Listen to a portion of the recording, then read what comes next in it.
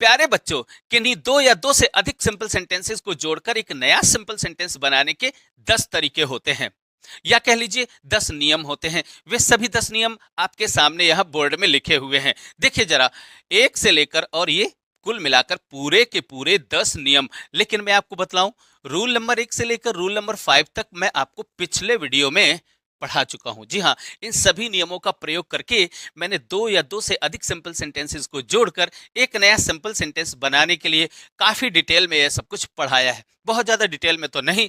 अब बहुत ज्यादा अगर डिटेल में आपको पढ़ना है तो प्लीज गूगल प्ले स्टोर में जा करके आप अपने इंग्लिश गुरु अमन सर, मेरे ही नाम से वो एप्लीकेशन है, उसे डाउनलोड कर लीजिए और डिटेल में आप वो सारे के सारे वीडियोस देखें जिनमें मैंने ये सब कुछ बहुत डिटेल में पढ़ाया है। सबका एक अलग ही सेपरेट वीडियो है। आज के इस वीडियो में मैं आपको बताने जा रहा हूं रूल नंबर 6 से लेकर और रूल नंबर 10 तक सब कुछ इतना डिटेल में आपको बताने जा रहा हूं कि अगर सिर्फ यही वीडियोस, यही यानी इसका पार्ट 1 और ये पार्ट 2 जो मैं आज बना रहा हूं, अगर यही दोनों देख लेते हैं तो एग्जामिनेशन में आने वाला कोई भी सेंटेंस होगा, आप उन्हें जोड़कर सिंपल सेंटेंस तो पक्का बना लेंगे। तो चलिए यहां से शुरू करते हैं और देखते हैं rule number 6, by using adjective या एडजेक्टिव फ्रेज। अब हम जानेंगे कि एडजेक्टिव का या एडजेक्टिव फ्रेज का प्रयोग करके हम दो या दो से अधिक सिंपल सेंटेंसेस को जोड़कर एक नया सिंपल सेंटेंस कैसे बना लेते हैं। तो चलिए शुरू करते हैं। तो चलिए बच्चों, इस वीडियो की शुरुआत करते हैं रूल नंबर 6 से। और जरा देखिए रूल नंबर 6 क्या है, बाय यूजिंग एडजेक्टिव या एडजेक्टिव फ्रेज। जी हाँ, अब हम जानेंगे कि दो या दो से अधिक सिंपल सेंटेंसेस को जोड़कर एक नया सिंपल सेंटेंस बनाने के लिए हम एडजेक्टिव या एडजेक्टिव फ्रेज का प्रयोग कब करते हैं और कैसे करते हैं। लेकिन ये सब कुछ जानने से पहले आप ये तो जान लीजिए कि ये आखिर एडजेक्टिव क्या होता है और एडजेक्टिव फ्रेज क्या होता है। तो चलिए मैं आपको जल्दी से बतलाता हूं। देखिए, कोई भी एक ऐसा शब्द, ध्यान दें, कोई भी एक ऐसा शब्द जो किसी नाउन या किसी प्रोनाउन के बारे में अतिरिक्त जानकारी देता है, नाउन या किसी प्रोनाउन के बारे में एडिशनल इंफॉर्मेशन देता है, उसी को हम कहते हैं एडजेक्टिव। अब ये एडजेक्टिव कहां कहां हो सकता है? देखिए, ये एडजेक्टिव जब नाउन की विशेषता बताएगा या नाउन के बारे में कुछ अतिरिक्त जानकारी देगा तो इसकी पोजीशन दो प्रकार की होती है सेंटेंस में। देखिए, कभी कभी तो वो नाउन के ठीक पहले रखा होगा और कभी कभी क्रिया के बाद यानी प्रेडिकेट के रूप में वहां बाद में रखा होगा, क्रिया के बाद रखा होगा। जब ये पहले रखा होता है तो इसे कहते हैं एट्रीब्यूटिव यूज ऑफ एडजेक्टिव, और जब ये क्रिया के बाद में रखा होता है तो इसको हम प्रेडिकेटिव यूज बोलते हैं। ठीक है। अच्छा, तो नाउन के पहले आ सकता है बट प्रोनाउन के पहले ये वर्ड नहीं आता है। प्रोनाउन की जब विशेषता बतलाएगा या प्रोनाउन के बारे में जब एडिशनल इंफॉर्मेशन देगा तो वह प्रेडिकेटिव यूज होगा, यानी क्रिया के बाद में ही आता है। ठीक है ना। अब यहां पर ये जो नियम पढ़ रहे हैं यहां पर क्या होगा कि वह यहां पर आप देखेंगे कि नाउन के बारे में ही इंफॉर्मेशन आपको मिलेगी। तो एक अकेला शब्द जो किसी नाउन या किसी प्रोनाउन के बारे में एडिशनल इंफॉर्मेशन देता है उसे कहते हैं एडजेक्टिव। ओके। अच्छा, अब ध्यान से सुनिए, एडजेक्टिव फ्रेज क्या होता है। एडजेक्टिव फ्रेज होता है दो या दो से अधिक शब्दों का समूह। अच्छे से ध्यान से सुनिएगा, दो या दो से अधिक शब्दों का समूह जिसमें कोई टेंस बताने वाली फाइनाइट वर्ब नहीं होती है।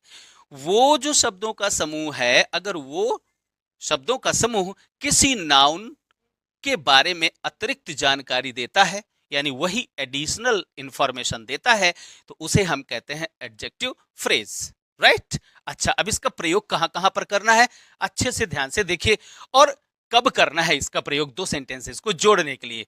तो जरा देखिए, आपके सामने दो या दो से अधिक सिंपल सेंटेंस रखे होंगे। ठीक है ना। सब्जेक्ट वर्ब यहां होगा, सब्जेक्ट वर्ब यहां पर होगा, सब्जेक्ट वर्ब यहां पर भी होगा। ठीक है ना। सब्जेक्ट प्लस वर्ब यहां पर भी होगा। क्लियर।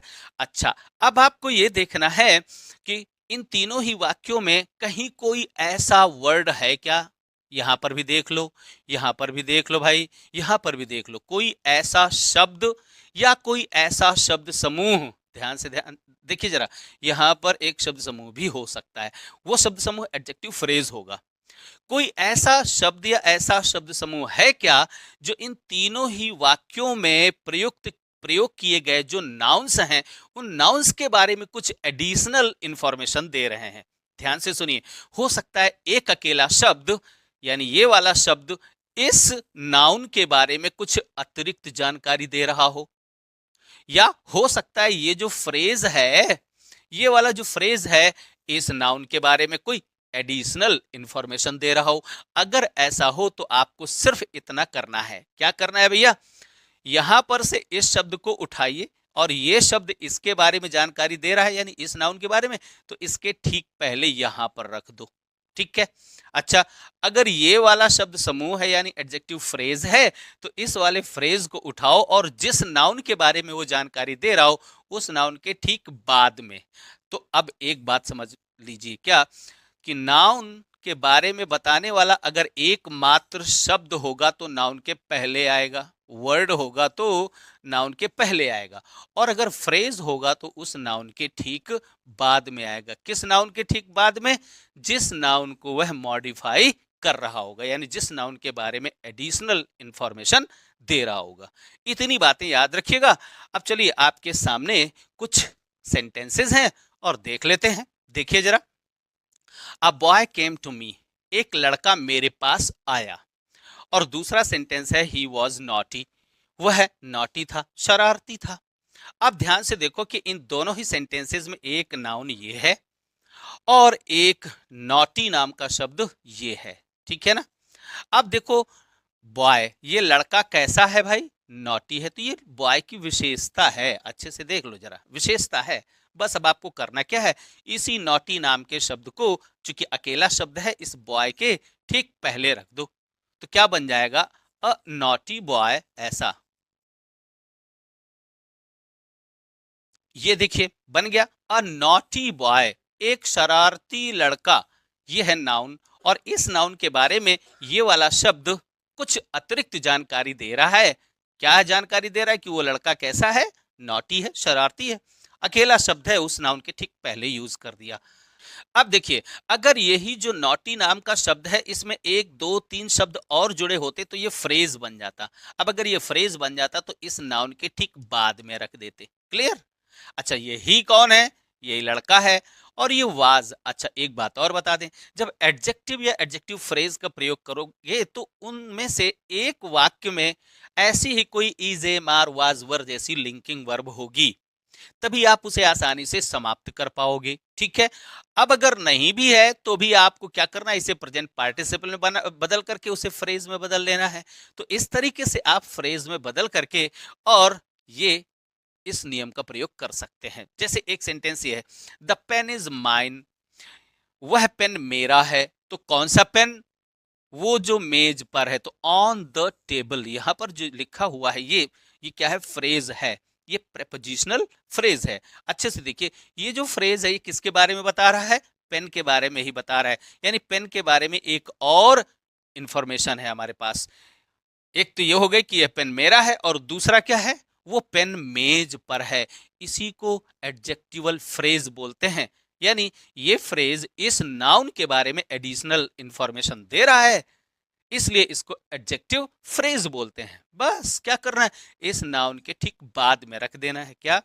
द पेन, और सिर्फ क्या करना है? On the table, the pain on the table is mine. बस इतना करना है, आप इज माइन, हो गया। क्लियर? अब देखिए यहां पर भी ऐसा ही है, इज, एम, आर, वाज, वर जैसी क्रियाएं होंगी, इनको बड़ी आसानी से कान पकड़ के और बाहर निकाल देते हैं, और सेंटेंस की मीनिंग में कोई विशेष अंतर नहीं आता है। ठीक है।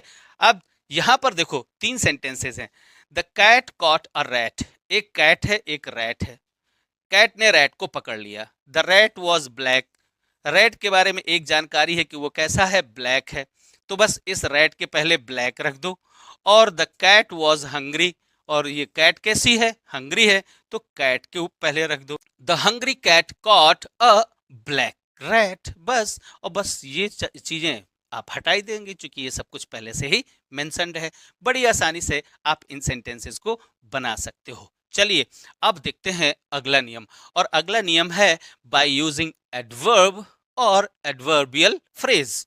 बिल्कुल वैसा ही है, बस वहां एडजेक्टिव जो होता है वो किसी नाउन या प्रोनाउन की विशेषता बताता है, ठीक है, उसके उसको मॉडिफाई करता है। और ये जो एडवर्ब है ये नाउन, प्रोनाउन और इंटरजेक्शन को छोड़कर बाकी सभी पार्ट्स ऑफ स्पीच को मॉडिफाई करता है। फिलहाल मैं यहाँ पर जो बतलाने जा रहा हूँ यहाँ पर केवल वर्ब को ही मॉडिफाई करेगा या पूरे के पूरे सेंटेंस को मॉडिफाई करेगा। अब ध्यान से सुनिए इसका प्रयोग हम, अच्छा चलो मैं थोड़ा सा बतला ही देता हूं कि एडवर्ब क्या होता है। भाई एडवर्ब एक ऐसा शब्द होता है जो किसी वर्ब के बारे में एक एडिशनल इंफॉर्मेशन देता है। तो ध्यान से देखिए, जैसे यहां पर हम कह देते हैं फास्ट। अगर ये फास्ट नाम का शब्द किसी व्यक्ति की विशेषता बताएगा, व्यक्ति यानी नाउन की विशेषता बताएगा तो ये एडजेक्टिव हो जाएगा। और अगर किसी वर्ब की विशेषता बताएगा तो क्या हो जाएगा, एडवर्ब हो जाएगा, ठीक है ना। अच्छा, तो ये जो वर्ड होता है ये क्या करता है, किसी वर्ब की विशेषता बताता है या किसी वर्ब को मॉडिफाई करता है। ये इंग्लिश ग्रामर की भाषा है, आप लोग जानते हैं विशेषता बतलाता है, ठीक है ना। अच्छा, अब हमारे पास अगर एडवर्ब्स ना हो तो फिर क्या करना चाहिए, हमारे पास एडवर्ब्स ना हो तो फिर ये जो एडजेक्टिव्स रखे हुए हैं, देखिए जो सर्टेन है, फोलिस है, पंक्चुअल है, इंटेंशनल है, अनडाउटेड है, इस प्रकार के एडजेक्टिव्स अगर रखे हों तो वहां पर यानी किसी वर्ड को एडवर्ब बनाने के बहुत सारे तरीके होते हैं, बहुत सारे मेथड्स होते हैं। मैं यहाँ पर उन मेथड्स को नहीं बता सकता हूँ, केवल इतना बता सकता हूँ कि आप आसानी से वहां एग्जाम में रखा हुआ अगर कोई सेंटेंस है उसे कितनी आसानी से आप बना करके और चले आओगे, आपको नंबर मिल जाएंगे। तो ये कुछ जरूरी जानकारियां हैं। देखो, किसी एडजेक्टिव के साथ में एल वाई लगाओ तो वो वही जो एडजेक्टिव होता है वही एडवर्ब बन जाता है।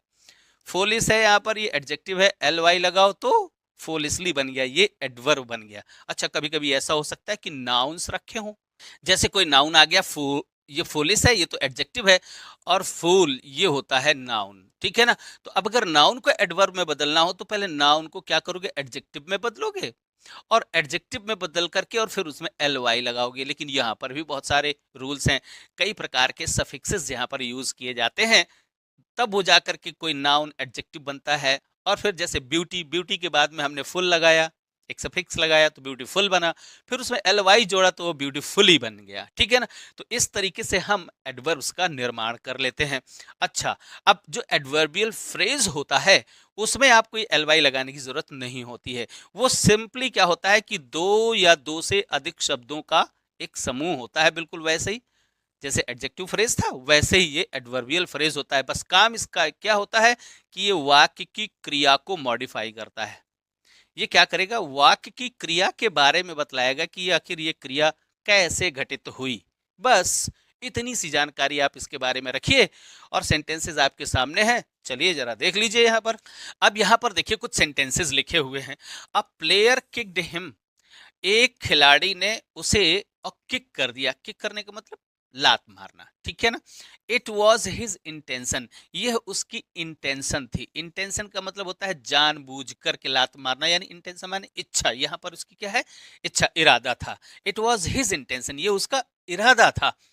अब ये जो इंटेंशन है ये वास्तव में देखिए इरादा, इरादा ये हो गया नाउन, ठीक है ना, ये क्या है, नाउन है। ओके, फिर भी अगर हम ये देखते हैं कि ये जो नाउन है ये किससे रिलेटेड है, इरादा, तो इरादा किस चीज से रिलेटेड है यहाँ इस सेंटेंस में देखो, तो इरादा लात मारने से यानी इस वर्ब से रिलेटेड है, रिलेटेड है ना। जी हाँ, अब इस वर्ब से रिलेटेड है ये वाला शब्द, तो अब हम चूंकि ये नाउन है इसको अगर हम उठाकर इसके साथ इस सेंटेंस के साथ जोड़ेंगे तो इसको हमें एडवर्ब में चेंज करना पड़ेगा। अभी अभी मैंने आपको बतलाया कि कुछ ऐसे सफिक्सेस होते हैं कि अगर उनमें से हम नाउन से पहले उसे एडजेक्टिव बनाएंगे, तो अब जरा इंटेंशन के साथ अगर ए एल लगा दें तो ये बन जाएगा इंटेंशनल, ठीक, तो ये बन गया इंटेंशनल, हो जाएगा एडजेक्टिव, ठीक है। अच्छा, फिर इसके बाद अगर हम एल वाई और जोड़ दें इसमें तो यही बन जाएगा एडवर्ब, राइट, इंटेंशनली।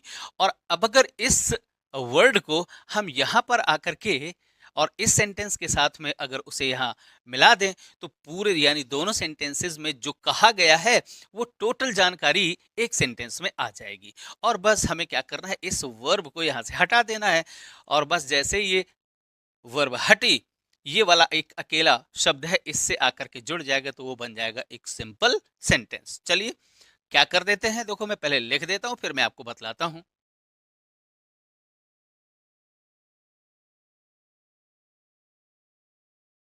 ये देखिए, आपने बहुत ही आसानी के साथ में इस सेंटेंस को ऐसे बना दिया, अ प्लेयर किक्ड हिम। ये वाला सेंटेंस तो ज्यों का त्यों आपने यहां तक रख दिया। बस इस वाले शब्द को आपने एडवर्ब में चेंज करके और इस सेंटेंस में आकर के उसको ऐड कर दिया है। अब ये एक सेंटेंस हो गया सिंपल सेंटेंस जिसमें केवल एक टेंस बताने वाली क्रिया है। इसी को कहते हैं बाय यूजिंग एडवर्ब, यानी एडवर्ब का प्रयोग करके किन्हीं दो या दो से अधिक सिंपल सेंटेंसेस को जोड़कर एक नया सिंपल सेंटेंस बनाना। बहुत ही सिंपल होता है। कई बार यहां पर हो सकता है इट वॉज हिज इंटेंशन अगर कर दिया तो ये नाउन हो गया, और अगर ये हिज ना होता तो ऐसा हो जाता इट वॉज इंटेंशनल, यह इरादतन था, ऐसा कुछ।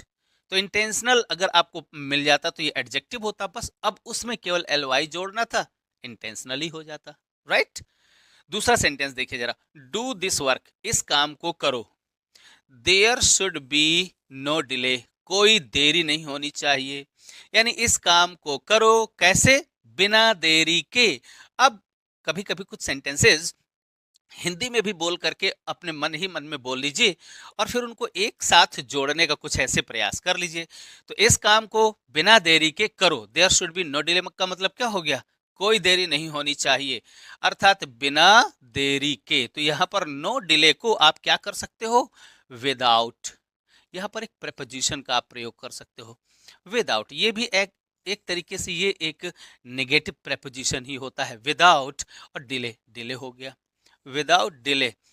अब ये एक फ्रेज हो गया। अब ये जो फ्रेज है यानी दो शब्दों का हो गया तो फ्रेज हो गया। अब ये जो फ्रेज है जरा इस सेंटेंस में देखो किसके बारे में बात कर रहा है। देखो, डू दिस वर्क, इस काम को करो। तो करो तो कैसे करो, बिना देरी के करो, है ना। बस तो आप देख रहे हैं कि इस वर्ब को मॉडिफाई कर रहा है वो फ्रेज।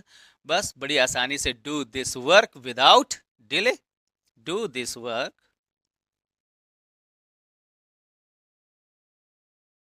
ये लीजिए, बस आपने इस फ्रेज को वहां से हटाया और इस सेंटेंस के साथ में जोड़ दिया।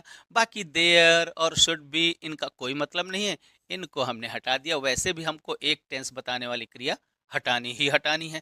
तो ये भी ध्यान में रखो कि जब कभी एडवर्ब या एडवर्बियल फ्रेज का प्रयोग करोगे तो अक्सर एक सेंटेंस की क्रिया कैसी होगी, इज, एम, आर, वाज, वर जैसी लिंकिंग वर्ब्स होती हैं, या कोई रिपीटेटिव वर्ब होगी। जैसे यहाँ पर किक है तो यहाँ पर भी किक्ड हो जाएगा, तो फिर एक क्रिया को आसानी से हम हटा सकेंगे। ओके, जैसे यहाँ पर the leader spoke in the meeting, leader meeting में बोला, यानी भाषण दिया उसने। ही स्पोक, अब देखो जरा ये और ये सब्जेक्ट वर्ब दोनों से तो इसको हटा सकते हैं।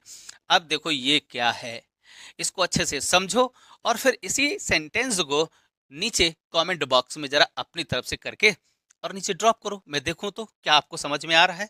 चलिए अगला रूल देखते हैं। अगला रूल है बाय यूजिंग नाउन और फ्रेज इन अपोजिशन। अब ये क्या होता है, सबसे पहले तो इसको समझो, ये नाउन और फ्रेज इन अपोजिशन क्या होता है। तो सबसे पहले तो मैं आपको यही डिस्कस करता हूं, फिर इसका प्रयोग कैसे करना है बाद में देखते हैं। देखो भाई, जब कभी किसी सेंटेंस में दो भिन्न भिन्न प्रकार के शब्द, ध्यान से सुनिए, दो भिन्न भिन्न प्रकार के शब्द, ठीक, दो शब्द हैं, एक ये शब्द है और एक ये शब्द है, या फिर दो भिन्न भिन्न प्रकार के एक शब्द हो जाए और एक शब्द समूह हो जाए, फ्रेज, ठीक है, या फिर दोनों ही फ्रेज हो सकते हैं। तो ध्यान से सुने, जब कभी किसी सेंटेंस में दो भिन्न भिन्न प्रकार के शब्द, ये शब्द क्या है, एक डिफरेंट वर्ड है, और ये क्या है, ये भी एक डिफरेंट वर्ड है, ये एक डिफरेंट वर्ड है, और ये जो फ्रेज है ये भी एक डिफरेंट वर्ड्स हैं। ध्यान से सुने, जब कभी किसी सेंटेंस में दो भिन्न भिन्न प्रकार के शब्द या शब्द समूह ठीक एक दूसरे के अगल बगल रखे हों और कॉमा से सेपरेट हों, यानी यहां पर कॉमा लगा हो और यहां पर भी कॉमा लगा हो, ठीक है ना। परंतु वे दोनों भिन्न भिन्न प्रकार के शब्द या शब्द समूह जब एक ही व्यक्ति, एक ही वस्तु या एक ही बात की ओर इशारा करे, जब एक ही व्यक्ति, एक ही वस्तु या एक ही बात की ओर इशारा करे, तो ये जो बाद में रखा हुआ शब्द होता है, इसे ही कहते हैं noun in opposition. Noun in opposition, अकेला शब्द होगा तो नाउन इन अपोजिशन कहलाएगा, और अगर फ्रेज होगा तो फ्रेज इन अपोजिशन कहलाएगा। क्लियर। और अगर यहां पर क्लॉज होगी तो यहां पर क्लॉज इन अपोजिशन कहलाती है। आपको बस कुछ ऐसे ही करना है। अब देखिए जरा, यहां पर कुछ सेंटेंसेस हैं और मैं आपको पहले ये बतला देता हूं कि इन सेंटेंसेस में हम कैसे पता लगेगा कि हम नाउन या फ्रेज इन अपोजिशन का प्रयोग करें। कैसे करेंगे वो तो जब मैं करूंगा तो आपको मालूम पड़ ही जाएगा। देखिए, आपके सामने दो या दो से अधिक सेंटेंसेस रखे हो सकते हैं। आपको ये देखना है कि यहाँ पर अगर एक नाउन रखा है, यहाँ एक नाउन रखा है, यहाँ एक नाउन यहाँ रखा हुआ है, एक फ्रेज यहाँ रखा है, एक फ्रेज यहाँ रखा है, एक फ्रेज यहाँ रखा है, तो ध्यान से सुनिए। क्या करना है कि हमें एक सिंपल सेंटेंस बनाना है। तो सिंपल सेंटेंस बनाते समय हमें ध्यान रखना है कि इन तीनों वाक्यों में तीन टेंस बताने वाली क्रियाएं होंगी। तो जो नया बना सेंटेंस होगा उसमें केवल एक ही टेंस बताने वाली क्रिया रह जानी चाहिए, तभी वो सिंपल सेंटेंस होगा। ठीक। तो ऐसा होगा, अगर तीन सेंटेंसेस होंगे तो इनमें से दो क्रियाएं कम से कम ऐसी होंगी जिनको आप आसानी से हटा सकते हैं। तो आसानी से किनको हटा सकते हैं? या तो इज, एम, आर, वाज, वर होंगी, उनको आसानी से हटा दोगे। विल बी, शैल बी, ऐसा कुछ होगा, उन्हें हटा सकते हो। या फिर वर्ब रिपीटिंग होगी, यानी जो क्रिया ये होगी वही रिपीट करेगी यहाँ पर, तो एक क्रिया को फिर वहां पर आसानी से आप हटा सकते हो। क्लियर। चलो खैर, ये तो कुछ बातें हो गई। अब असली बात क्या है ये देखना है, इन तीनों ही वाक्यों में कितने ऐसे शब्द हैं, कितने ऐसे शब्द हैं जो एक ही व्यक्ति या एक ही वस्तु की ओर इशारा कर रहे हैं। तो ये देखना है कि क्या ये वाला नाउन और ये वाला फ्रेज एक ही व्यक्ति है क्या। अगर एक ही व्यक्ति या वस्तु है तो बस क्या करना है, इन नए बने सेंटेंस में ये वाला नाउन रखो और इसी के बाद कॉमा लगाओ और इसी के बाद में ये फ्रेज रख दो और फिर कॉमा लगा दो। और ये जो वर्ब है ये वर्ब हटा दो। नहीं हटेगी तो आगे लग जाएगी, भाई एक ही वर्ब हमें रखना है, बाकी दो क्रियाएं तो हटानी पड़ेंगी। हो सकता है ये वाला जो नाउन है और ये वाला जो फ्रेज है ये दोनों एक ही व्यक्ति हों, तो बस क्या करना है, हमें हमें उस फ्रेज के बाद में कॉमा लगा करके और इस नाउन को रख देना है। कुल मिलाकर कहना यह है कि दिए हुए सेंटेंसेस में आपको यह देखना है कि वहां पर कौन से ऐसे दो या दो से अधिक ऐसे नाउन या फ्रेजेस हैं जो एक ही व्यक्ति की ओर इशारा कर रहे हों। बस आपको जैसे ही वो शब्द या शब्द समूह मिले उनको आपको एक दूसरे के अगल बगल रख देना है और कॉमा लगा देना है। कैसे? चलो मैं आपको करके दिखा रहा हूं। देखिए यहां पर क्या लिखा है, शाहजहां बिल्ट द ताज, शाहजहां ने ताज बनवाया। ठीक है। He was a great Mughal emperor, वह एक महान मुगल एम्परर था। एम्परर का मतलब सम्राट, वो एक महान मुगल सम्राट था। अब देखो यहां पर एक नाउन ये है, एक नाउन ये है और एक फ्रेज ये है। ध्यान से देखो जरा, एक फ्रेज ये है, अ ग्रेट मुगल एम्परर। अब देखो जरा, यहां इस सेंटेंस में ये तीन नाउन्स हैं, एक नाउन ये, एक नाउन ये। ठीक है। अच्छा, और एक ये फ्रेज है। अब देखो जरा कि यहां पर कौन सा फ्रेज और कौन सा नाउन एक ही व्यक्ति की ओर इशारा कर रहा है। तो आप देख रहे हो कि ये जो शाहजहां है, ये शाहजहां और ग्रेट मुगल एम्परर, ये दोनों एक ही व्यक्ति की ओर इशारा कर रहे हैं ना। जी हाँ। और यहां पर देख रहे हो इज, एम, आर, वाज, वर जैसी कोई क्रिया लगी है तो इसको आसानी से हटा सकते हो। और ये ही कौन है, ये यही शाहजहां है, तो इसे भी हटा सकते हो। बस ये अकेला बचा। तो ये देख रहे हो कि ये ताज तो है नहीं, यानी ये जो ग्रेट मुगल एम्परर है वो ताज तो है नहीं। कौन है वो? शाहजहां है। ठीक। तो ये दोनों एक ही व्यक्तियों की ओर इशारा कर रहे हैं। बस सिंपली क्या करना है, इन दोनों को अगल बगल रख दो और कॉमा लगा दो। कैसे? ऐसे, शाहजहां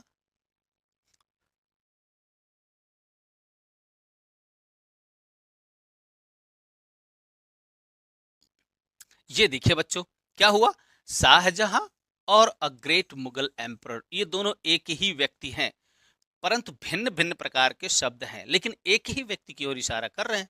बस वहां से उठाया और शाहजहां के ठीक बगल में हमने रख दिया और कॉमा लगा दिया, और फिर आगे ये बिल्ट द ताज लिख दिया। है ना, बहुत ही सिंपल। यहां पर भी देख लीजिए, Shakespeare road many dramas, Shakespeare ने बहुत सारे नाटक लिखे। He is the father of English, यहां पर भी आप देख रहे हो कि एक नाउन ये है, एक नाउन ये है, और एक फ्रेज ये है, क्या, द फादर ऑफ इंग्लिश।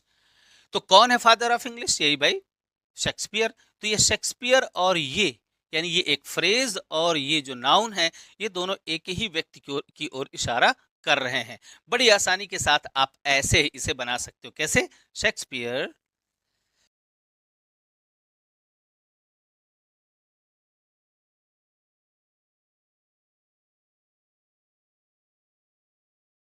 ये लीजिए जरा देखिए यहाँ पर क्या है, Shakespeare the father of English. देखो शेक्सपियर कौन, द फादर ऑफ इंग्लिश के नाम से उन्हें जाना जाता है। तो ये और ये दोनों एक ही व्यक्तियों की ओर इशारा कर रहे हैं, इनको अगल बगल रख दिया और कॉमा से सेपरेट कर दिया और बाकी सेंटेंस आगे बढ़ा दिया। ठीक है ना। और ये ही इज, इसको बड़ी आसानी से आप समाप्त कर सकते हो, क्योंकि ये जो ही है वो शेक्सपियर ही है, और is am are was were को बड़ी आसानी से आप हटा सकते हैं। अब जरा इसको आप खुद करिए और नीचे कमेंट बॉक्स में नीचे इसका जो सोल्यूशन है आप कैसे कर रहे हो, इसको नीचे करके फटाफट डालिए। आगे बढ़ते हैं, और अगला रूल है भाई बहुत इंपॉर्टेंट, और कहते हैं हर ताले की चाबी।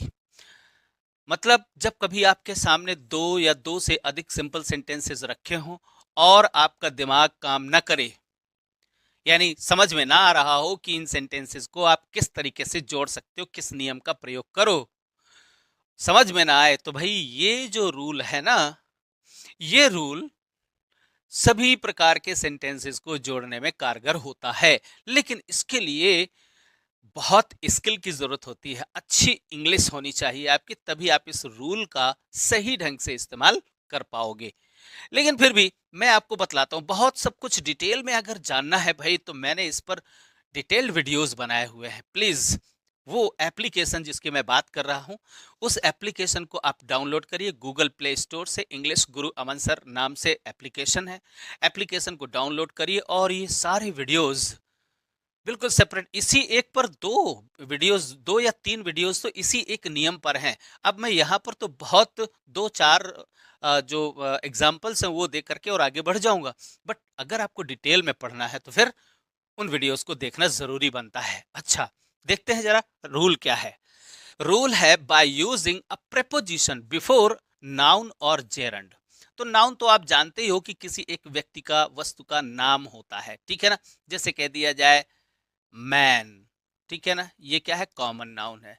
जैसे कह दिया जाए फ्लावर, ये क्या है, ये भी एक नाउन है, ठीक है ना, ये नाउन हो गया। जेरंड क्या होता है, जेरंड होता है किसी भी वर्ब में आईएनजी लगा देना। जैसे कह दिया जाए वॉक, अब वॉक में आप आईएनजी लगा दें तो आप कहेंगे सर ये तो पार्टिसिपल भी होता है। जी हाँ होता है, लेकिन पार्टिसिपल एडजेक्टिव का काम करता है, और ये जो जेरंड है, अगर ये जो वर्ब की फर्स्ट फॉर्म में आईएनजी, यानी ये जो आईएनजी फॉर्म है, अगर ये नाउन का काम करे यानी संज्ञा का काम करे, तो फिर क्या होगा, ये जेरंड कहलाएगा। हिंदी में इसका अर्थ अक्सर ना या नी या ने में निकलता है, ठीक है ना। जैसे टहलने, इसका अर्थ ये निकलेगा, या टहलना, ऐसा कुछ अर्थ निकलेगा, ठीक है ना। तो आप देखते हैं कि ये भी ये वर्बल नाउन कहलाता है। तो कुल मिलाकर के नाउन तो नाउन होता ही होता है, या जेरंड यानी वर्ब की आईएनजी फॉर्म है, ये भी नाउन का ही काम करती है, तो ये भी एक तरीके से नाउन ही है। और इसके पहले किसी प्रेपोजिशन का प्रयोग करना है। ध्यान से सुने, क्या, प्रेपोजिशन का प्रयोग। और ये प्रेपोजिशन आपके सामने लिखे हुए हैं बहुत सारे। अब इन प्रेपोजिशंस का अलग अलग अगर मैं बतलाऊं कि इन प्रेपोजिशन का प्रयोग हम कब करते हैं, कैसे करते हैं, तो मालूम है केवल इसी एक मात्र टॉपिक को पढ़ाने में कम से कम 1.5 घंटे का एक वीडियो बनेगा। मैं यहाँ पर आपको दो चार एग्जाम्पल्स देता हूँ, और खुद भी आप एक्सरसाइज को जब सॉल्व करेंगे तो फिर इस तरीके की चीजें आएंगी सामने, तो फिर आप उनको करिए और अगर कोई डाउट आता है, कुछ नहीं कर सकते हो, तो फिर आप मेरे व्हाट्सएप नंबर पर, डिस्क्रिप्शन में नीचे लिखा हुआ है व्हाट्सएप नंबर पर, अपनी जितनी भी प्रॉब्लम्स हैं आप मेरे साथ शेयर कर सकते हैं, या कमेंट के थ्रू ही आप, यानी नीचे जो कमेंट बॉक्स होता है उसमें आप अपनी प्रॉब्लम्स मेरे से शेयर करिए, मैं आपको वहां पर जरूर बतलाऊंगा। चलिए जरा देख लेते हैं यहाँ इस नियम के अनुसार क्या करना है। हमें किसी नाउन या किसी जेरंड से पहले हमें कभी इन का प्रयोग करना होगा, कभी बाई, कभी विद, कभी for, due to, after, before, except, instead of, in spite of, because of, by dint of, on account of. ये सारे के सारे प्रेपोजिशंस है, इनका प्रयोग करके और बड़ी आसानी के साथ हम सेंटेंसेस को जोड़ सकते हैं। लेकिन फिर वही बात, स्किल्स चाहिए। चलिए यहाँ पर कुछ सेंटेंसेस हैं और ध्यान से देखो कि मैं किसी प्रेपोजिशन का प्रयोग कैसे करता हूं और कितना नॉलेज होना चाहिए इनका प्रयोग करने के लिए। देखिए कुछ सेंटेंसेस हैं। He was ill, he went to school. यहां पर देख रहा हूं कि वह बीमार था अब और वह स्कूल गया। यानी यहां पर देख रहे हो कि इन दोनों सेंटेंसेस के बीच में क्या है, एक विरोधाभास है। कैसा है? विरोधाभास है। अब यदि विरोधाभास है तो फिर क्या करना होगा, आपको विरोधाभास प्रकट करने वाला प्रेपोजिशन आना चाहिए, और वो क्या है, इन स्पाइट ऑफ। क्या? इन स्पाइट ऑफ, ये प्रेपोजिशन है जो विरोधाभास को प्रकट करता है। ठीक है ना? अब इन दोनों ही सेंटेंसेस को जरा इन स्पाइट ऑफ लगाकर, यानी के बावजूद, हिंदी अर्थ इसका क्या होता है, के बावजूद। अब इस के बावजूद का प्रयोग करके इन दोनों सेंटेंसेस को मिलाकर एक साथ बोलने का प्रयास करो। तो अगर थोड़ा सा आप प्रैक्टिस करोगे तो ये प्रयास भी बिल्कुल सक्सेसफुल रहेगा। क्या? ही वॉज इल, वो बीमार था। ही वेंट टू स्कूल, वह स्कूल गया। तो आप ऐसे कह सकते हो, बीमार होने के बावजूद वह स्कूल गया। बस ये बावजूद आपके दिमाग में कब आएगा, जब इन दोनों सेंटेंसेस को पढ़ोगे और पढ़ करके उन दोनों सेंटेंसेस के बीच के रिलेशन को आप, रिलेशन, चूंकि ये प्रेपोजिशन होता है, ये क्या, रिलेशन यानी संबंध सूचक शब्द, इसलिए इसको संबंध सूचक शब्द कहा गया है। यानी दोनों सेंटेंसेस जो लिखे हैं उन दोनों सेंटेंसेस में कोई ना कोई रिलेशन होगा, उस रिलेशन को पहचानना है। अब अगर आपने उस रिलेशन को पहचान लिया तो फिर उसी रिलेशन को बताने वाले किसी एक प्रेपोजिशन का प्रयोग करना है आपको। चलिए अब अगर आपने हिंदी में इसको बना लिया, क्या, बीमार होने के बावजूद, तो आप क्या करोगे, यहीं पर इन स्पाइट ऑफ पहले लिख दीजिए, इन स्पाइट ऑफ, और होने के, तो इस वाज वर्ग को जब जेरंड में बदलोगे तो क्या बन जाएगा, बीइंग। ध्यान से सुनिए, वैसे ये प्रेजेंट पार्टिसिपल भी होता है, लेकिन जब भी किसी आईएनजी फॉर्म के पहले कोई प्रेपोजिशन लगा होगा तो फिर वो वास्तव में जेरंड ही कहलाता है, ये जेरंड बनेगा। इन स्पाइट ऑफ बीइंग इल, ऐसे आप कर सकते हो। ठीक है?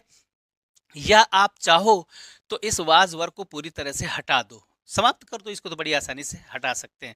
अब क्या करो, इन स्पाइट ऑफ बीइंग इल ना करो तो फिर क्या कर दो, चलो हम देखते हैं। यहां पर आप ऐसे भी कर सकते हो, ये जो ही है इसका पॉजिटिव केस ले आओ, इन स्पाइट ऑफ हिज, इसका पॉजिटिव केस क्या है, हिज।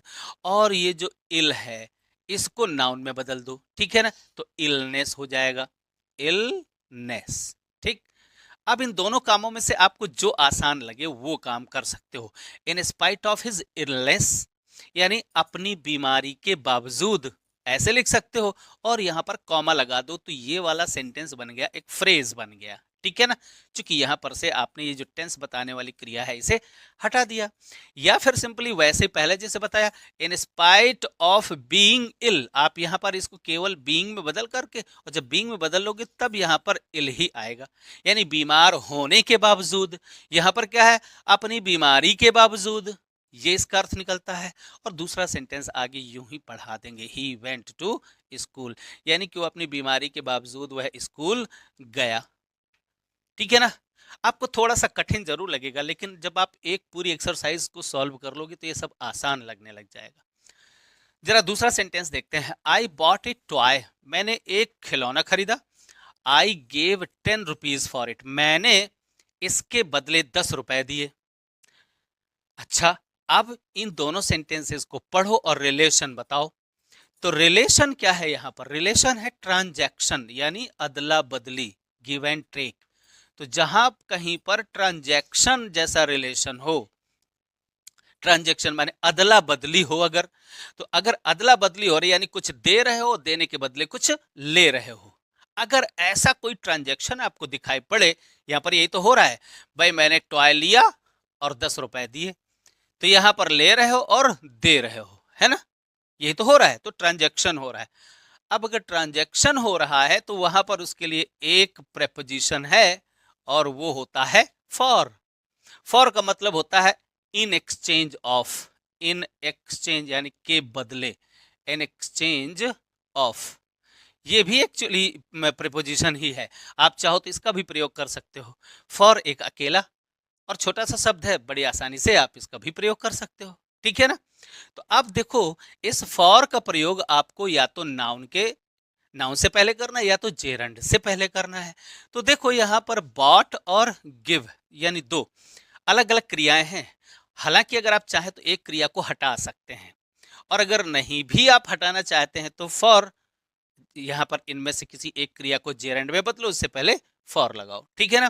पहले हमने लिख दिया आई बॉट ए टॉय, तो आपने देखो पहला सेंटेंस तो ज्यों का त्यों लिख दिया आपने यहां पर, आई बॉट ए टॉय, ठीक है ना। अब आपको फॉर प्रेपोजिशन लगा देना है और प्रेपोजिशन के बाद वो नाउन रख देना है जो जिसके बीच में ट्रांजैक्शन हुआ है।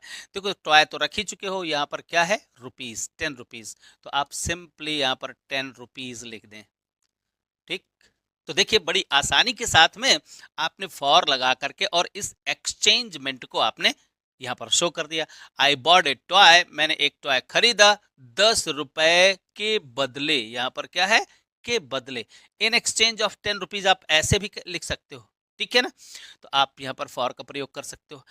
अगर आप चाहो तो इस वाली टॉय से पहले भी आप फॉर लगा सकते हो, तो ये वाला सेंटेंस आपको क्या करना पड़ेगा, ज्यों का त्यों लिखना पड़ेगा। कैसे, आई गेव 10 रुपीज और फिर लगाओ फॉर, और फॉर ए टॉय, ठीक है ना, यानी एक टॉय के बदले मैंने 10 रुपए दिए, मतलब वही हो जाता है।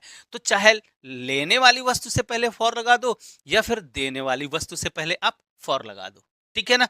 इस तरीके से आप आसानी के साथ ऐसे सेंटेंसेस जोड़ सकते हो जिनमें ट्रांजैक्शन को शो किया जा रहा है, वहां पर फॉर का प्रयोग कर सकते हो। जैसे the sun set, the train didn't arrive, देखो जरा, सूर्य डूब गया और ट्रेन नहीं पहुंची, यानी ट्रेन के पहुंचने से पहले सूर्य डूब गया।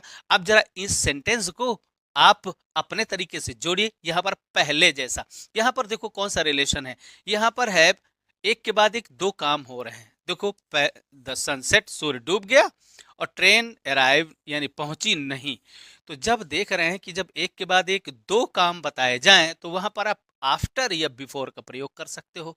आप जरा अपनी तरफ से इस सेंटेंस को सॉल्व करके और नीचे कमेंट बॉक्स में जरा ड्रॉप करो, और फिर मैं आपके, अगर गलत होगा तो मैं आपको आंसर जरूर दूंगा, सही आंसर मैं आपको जरूर दूंगा, ठीक है। चलिए अब अगला रूल देखते हैं, रूल नंबर 10। और रूल नंबर 10 में भाई क्या है, कंजंक्शन। एक बात और बता दूं भाई, अभी इच्छा कर रही है कि मैं इस पर आपको बहुत सारे और एग्जाम्पल दूं, क्योंकि ढेर सारे प्रपोजिशंस हैं, इन सब के अपने अलग अलग रूल्स हैं, अलग अलग रिलेशंस हैं।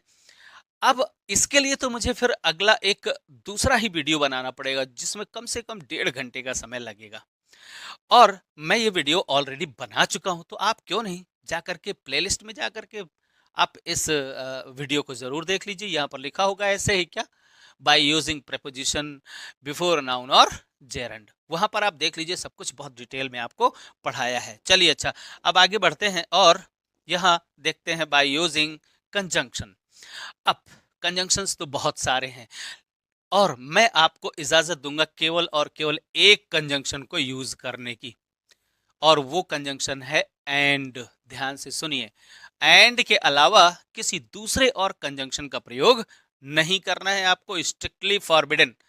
जब तक कि आप सचमुच इंग्लिश में बहुत अच्छा जानकारी नहीं रख लेते हो, तब तक एंड के अलावा आपको किसी दूसरे कंजंक्शन का प्रयोग नहीं करना है, क्योंकि भैया कंजंक्शंस का प्रयोग किया जाता है कंपाउंड और कॉम्प्लेक्स सेंटेंस बनाने के लिए, और जरा से भी चूक हो गई ना तो फिर वो बना रहे हो सिंपल, वो बन जाएगा कंपाउंड या कॉम्प्लेक्स बन जाएगा अगर आपने किसी दूसरे कंजंक्शन का प्रयोग यहां पर किया। इसलिए मैं आपको पहले ही चेता देता हूं कि आपको एंड के अलावा किसी दूसरे कंजंक्शन का प्रयोग नहीं करना है। इसका प्रयोग करते समय भी आपको कुछ बातें याद रखनी है। वो बातें क्या हैं, अच्छे से देखो।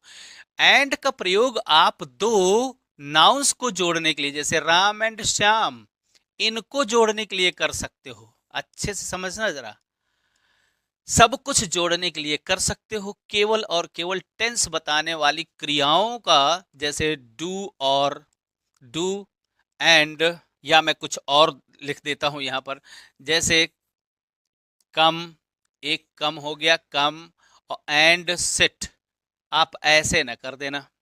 बस इतनी अकेले आपको ध्यान में रखना है कि ये जो वर्ब की फर्स्ट फॉर्म है प्रेजेंट इंडेफिनिट टेंस बताती है, ये भी वर्ब की फर्स्ट फॉर्म है प्रेजेंट इंडेफिनिट टेंस बतलाती है, ठीक है ना। तो ये टेंस बताने वाली क्रियाओं को आपको एंड से नहीं जोड़ना है। बाकी आप सब कुछ जोड़ सकते हो, दो नाउन्स जोड़ सकते हो, दो प्रोनाउंस जोड़ सकते हो, दो नॉन फाइनाइट वर्ब्स भी जोड़ सकते हो, या दो एडजेक्टिव्स जोड़ सकते हो, और कुछ भी आप जोड़ लीजिए। बस केवल और केवल टेंस बताने वाली क्रियाओं को नहीं जोड़ना है, ठीक है ना। जैसे चलिए मैं करके आपको बताता हूं। He wants to sell his car, वह अपनी कार सेल करना चाहता है, बेचना चाहता है। He wants to sell his house also. ऐसे ही सेंटेंसेस मिलेंगे जहां पर आपको इन क्रियाओं को जोड़ने की जरूरत नहीं पड़ेगी। देखो, he wants to sell, he wants to sell, ये देखो दोनों, ये दोनों क्रिया है यानी रिपीटिंग वर्ब्स हैं। ऐसा ही होगा, is am are was verb होगी या रिपीटिंग वर्ब्स होंगी, तो एक वर्ब को हटाई देना है। ये ही कौन है, वही बंदा है, तो ये भी हट जाएगा, ठीक है ना। ये टू सेल यहां तक हट गया। अब बचा क्या, हिज हाउस, यानी वो दो चीजें बेचना चाहता है। क्या क्या, अपनी कार बेचना चाहता है और अपना हाउस बेचना चाहता है। बस इन्हीं दोनों को एंड से जोड़ दो। ये देखो, कार नाउन है, हाउस भी नाउन है, ठीक है ना। बस दो नाउन्स को आप जोड़ सकते हो। कैसे,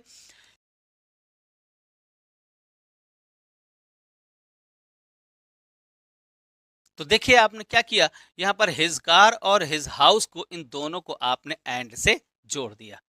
अच्छा, एक चीज और बता दूं, अगर तीन चीजें जोड़नी हो, his car, his house and his motorcycle, और भी होता अगर मोटरसाइकिल उसको बेचना है, तो बस क्या करना, जब तीन चीजें हो जाएं तो दो चीजों, यानी दो चीजों के बीच में कॉमा लगा दो और बाद में एंड लगा करके और तीसरी चीज जोड़ दो। इसी प्रकार से अगर 10 चीजों को जोड़ना हो तो सबसे लास्ट की दो चीजों के बीच में एंड का प्रयोग करना है और उनके पहले आपको कॉमा का प्रयोग करते हुए चले जाना है। यहां पर देखो, Ramu went to Agra, Shyamu was also with him, Shyamu भी उसके साथ था।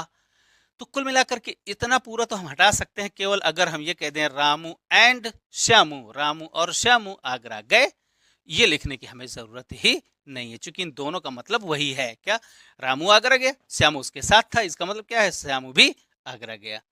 बस Ramu and Shyamu went to Agra. इस तरीके से ये कुल मिलाकर के 10 जो रूल्स हैं, इनका कायदे से अगर आप लोग एक एक्सरसाइज, यानी हर नियम पर एक एक एक्सरसाइज है, और अगर आप कर लेते हो तो फिर बहुत आसानी के साथ आप सिंपल सेंटेंस का निर्माण कर सकते हो। मैंने लास्ट में यहाँ पर एक एक्सरसाइज भी रखी हुई है। इस एक्सरसाइज को आपको करना है, ज्यादा सेंटेंस नहीं है, 8 सेंटेंसेस हैं, और इन 8 सेंटेंसेस को, सेट्स को जोड़ करके अब देखना यह है, आपको पता लगाना है कि इसमें किस नियम का प्रयोग किया जाएगा। आप इस एक्सरसाइज को हल करके और नीचे कमेंट बॉक्स में ड्रॉप करिए, या फिर आप मेरे व्हाट्सएप नंबर पर भी आप एक्सरसाइजेस को सॉल्व करके और मुझे दे सकते हैं, चेक करा सकते हैं। मैं वहां पर आपको जरूर बताऊंगा कि आपने कहां पर गलत किया है, कहां पर सही किया है। चलिए अब यहां आज इस वीडियो को फिनिश करते हैं। अगले वीडियो में मैं आपको फॉर्मेशन ऑफ कंपाउंड सेंटेंस बतलाऊंगा, बहुत इंपॉर्टेंट है, जरूर देखिएगा।